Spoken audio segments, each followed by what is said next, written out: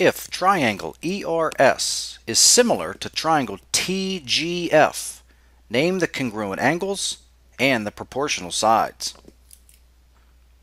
So looking at our triangle similarity statement, let's start with naming the congruent angles. And again, we can just pick these off just by looking at the order of the letters in the similarity statement. E corresponds with T. Therefore, angle E would be congruent to angle T.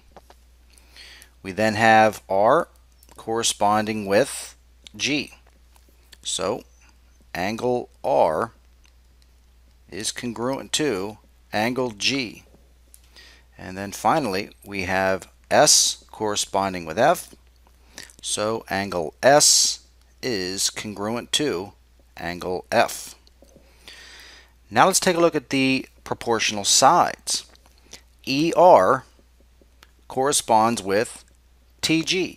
So we make a fraction that ER over TG, that fraction or ratio will equal RS corresponds with GF. So we're going to write RS over GF, and that is also equal to the fact that ES corresponds with TF, so we'll write our last fraction as ES over TF.